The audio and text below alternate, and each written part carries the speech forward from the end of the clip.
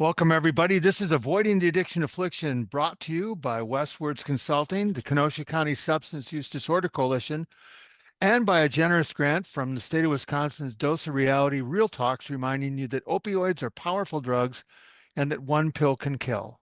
I'm Mike McGowan. Yesterday was Veterans Day, a day we honor the service of those who have served our country. The impact of that service has, at times, real effects on the health and mental health of those veterans who are served. Recently in Wisconsin, funding for the Veterans Housing and Recovery Program, VHRP, was removed from the two-year state budget, and as a result, two transitional homes for veterans were closed. My guest today, Wisconsin State Senator Jeff Smith, has introduced legislation to keep open and reopen those homes. We're going to talk about that effort and other mental health and substance use issues facing veterans today with Senator Smith. Senator Smith currently serves as the 31st Senate District State Senator and is Senate Democratic Assistant Leader. He serves as the ranking member of the Senate Committee on Health. Welcome, Senator Smith. Thanks, Mike. Glad to be here. I'm glad you could join us. Senator, what is, for those who don't know, or what was the Veterans Housing and Recovery Program? The Veterans Housing and Recovery Program still exists, but it doesn't cover as many veterans as it did. So in Green Bay, there was a facility, I think, with 17 beds, 18 beds, and in Chippewa Falls, 48 beds. It was the largest one. That's in my district. And then the one they've left open is Southeast Wisconsin. Yep. And I think it has 40 beds. And so we were left with one facility in one spot in Wisconsin. What it was is exactly what this podcast is about, is addressing the issues that veterans specifically may have with addiction, mental health, and of course, even homelessness. So they had those beds, they had the shelter, but they also provided those services of rehabilitation and whatever they needed to be able to get their feet back on the ground and help themselves. But now, for whatever reason, the Republicans chose to strip that out of the budget, and we have tried to restore it.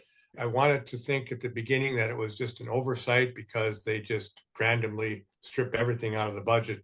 We've gotten used to that, but they have not responded the way I had hoped, and we have not been able to fund those facilities. And at this point, the veterans that were there are gone and dispersed, and hopefully they are finding what they need somewhere else. But I think it's not the way we want things to do. We don't want to rest what is important to them on hope rather than actually providing what we should be providing for those who have served us in the military. We don't know where they went.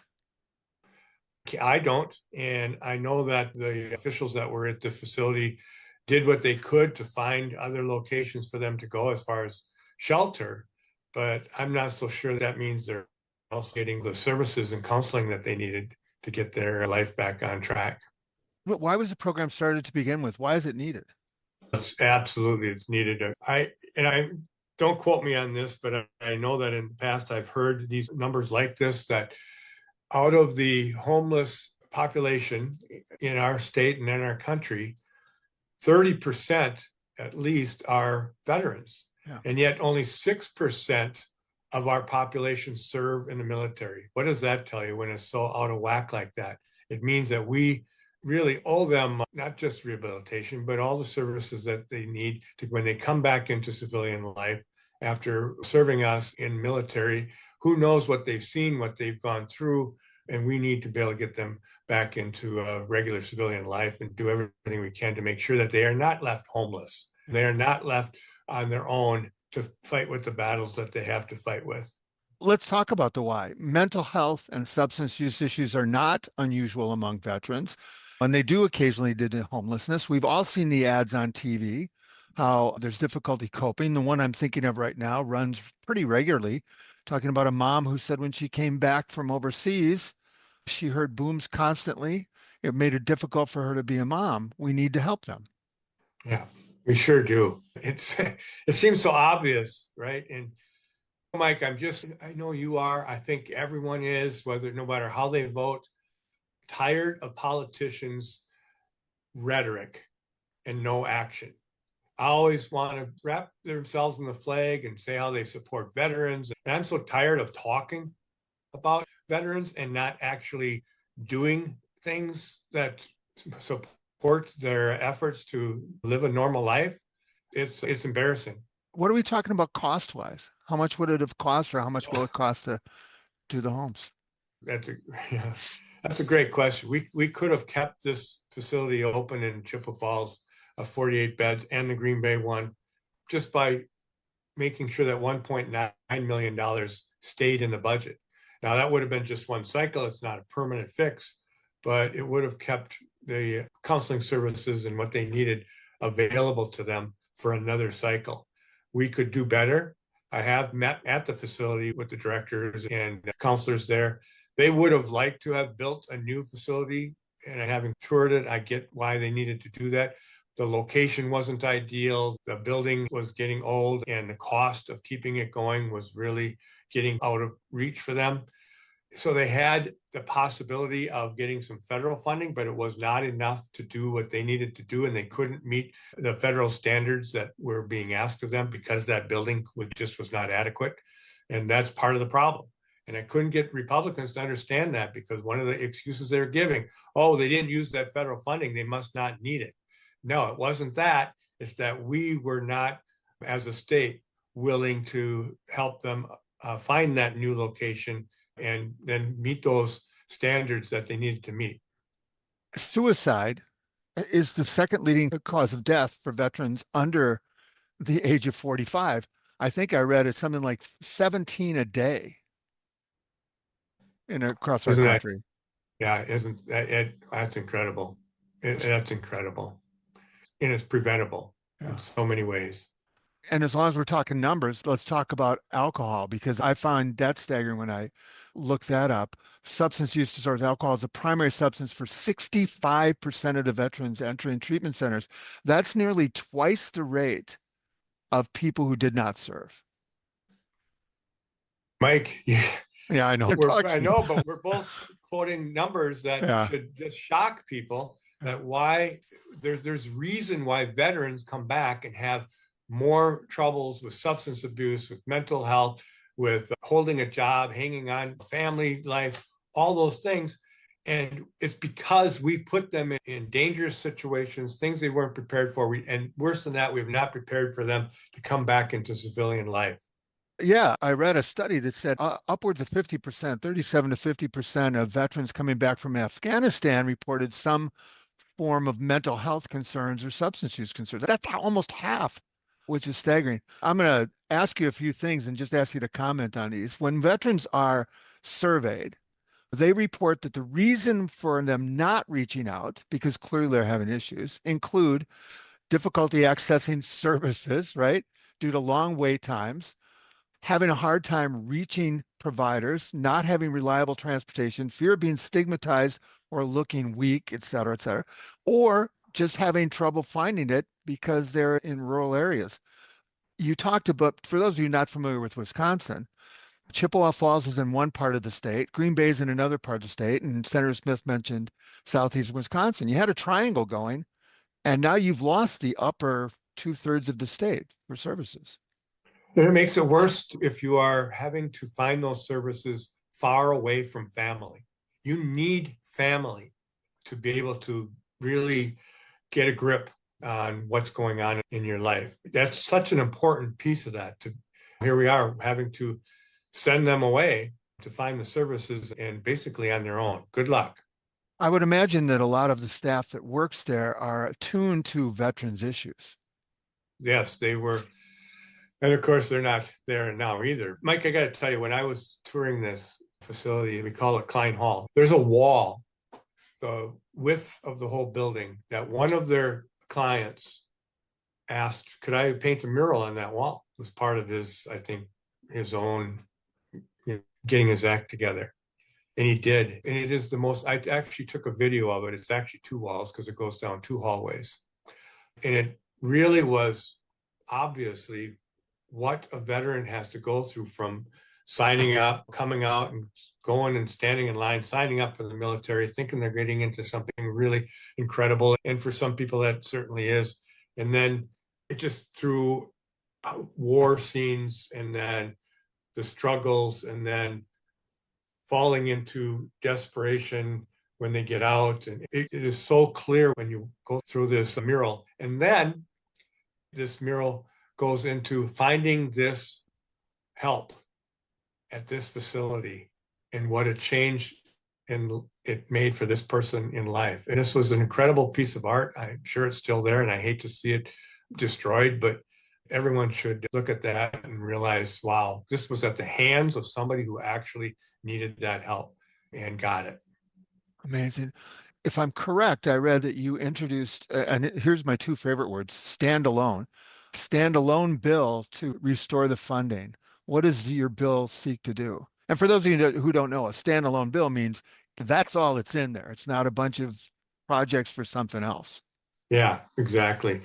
So yeah, standing alone outside the budget because it was gone. It was not in the budget any longer. Because by the way, first of all, we tried to amend the budget on the day that we were voting on the budget. It was one of the amendments we introduced, but that was not acceptable by the Republicans as well. Everyone voted against it. So then next step was to introduce a standalone bill once the budget had already been passed. That was also, goes into a bigger issue, Mike, that as an example, I have introduced well over 120 bills since I've been in the state Senate. Second highest number of bills of anyone that has introduced bills. I have had one hearing on one bill out of those bills, and in 7 years. Now, the issue is connected because I'm the one introducing this standalone bill. So, boy, they got a policy here that, boy, you can't let a Democrat introduce a bill and have a hearing. And I'm more than happy to hand it to somebody else. Senator Jacques over in the Green Bay area introduced a bill separate from mine, but it was not just this issue. It added two other veteran issues, which I would certainly vote for, by the way. But we also know that those two issues are not particularly favorable to Republicans. They did not want to do those things. So that just made it more convoluted. And they have had a hearing on that bill. I don't know if we'll see it on the floor yet, but we might. But I am under the understanding that it isn't going to make it through both houses because it's not just the funding for these facilities, which I'm going to be honest with you, Mike, it's too late for those two facilities. Yeah. That funding is not going to help anybody right now. We need to start from scratch. We need to reevaluate how much it really will cost to build a new facility in both, like you said, that triangle, in both of the areas that have been closed, and get this thing going again. I'll be a little cynical here. I bet we got some empty buildings somewhere that would fit. Yeah, you think? Yeah, you think? Yeah, I think so. I know hospitals. I know. Is that where you're going to go, Mike? We've closed a number of different facilities because of that part of the pulling the funding, and especially in the part of the states that we're talking about, up north in rural areas. Rural areas, Falls. They're hurting right now, right? Yeah. In fact, where Klein Hall was, the hospital that closed is probably a mile away, that spot. And then in Eau Claire hospital, a large hospital, been here for 120 years, closed a year and a half ago. So we have that's a whole nother issue. We could certainly talk about that if you want, but we have access to healthcare issues for everyone. Yeah. But we have just exaggerated it for veterans now. You have had, I don't want to leave without emphasizing this, you have had some bipartisan support for this. I said Senator Jacques has his bill. I think we had a couple of Republicans who signed on to my bill as well. You did. But their job is to because they're in the majority, their job is to get their majority leaders to get it to the floor. But that's not happening. Yeah, so it's not a question of they don't support it, they can't get their leadership to move on it. Yeah, it's only a couple. And yeah, it's actually shameful, but if it isn't in someone's district, oftentimes they're neither not aware, or they put blinders on, or they pretend they don't understand, and they're not going to help. I'll ask the typical call-in radio question here. You said that there's unlikely to be a hearing, but what can people do if they support stuff like this? How do they go about voicing their support? It's never hurts to make those phone calls and write those emails to your legislators. If some things do happen when they're bombarded with constituents that say, hey, quit playing politics with veterans, just let's get this done. I'm not going to hold my breath. I've been around this a long time now and I know how things are working. And we are running out of time in this session as well. The Republican majority is not particularly enthusiastic about meeting anymore, or very much more, before they go on the campaign trail next year. So it's not looking good for really getting anything done right now. And we'll have an open governor's race coming up too, and I would imagine making that an issue wouldn't hurt either. Wouldn't, yeah, no kidding. At least make these governor candidates aware of what's happening in the rest of the state. Typically, there's a lot of attention where the population is. And you mentioned slightly, Mike, about how rural areas, it is really difficult for people who have substance abuse issues and mental health issues to find the help that they need. And I think it's really important to start paying attention, or getting our candidates to pay attention to the fact that, hey, we're out here in rural areas and need that extra help as well. Yeah. Senator, thank you so much for doing this with us today. When I read about it, and my heart just broke for those people who actually need the help. So thanks a ton. Yeah, Appreciate you it. bet, Mike. Thank you. For those of you who are listening and watching, you know that I'll put links to Senator Smith's contact information attached to podcasts, and you can certainly look up your own legislature in whatever state you live in, because my guess is this is happening in more than just Wisconsin. As always, thanks for listening. Be safe. And thanks, because yesterday was Veterans Day, to those of you who served. We're still trying to help.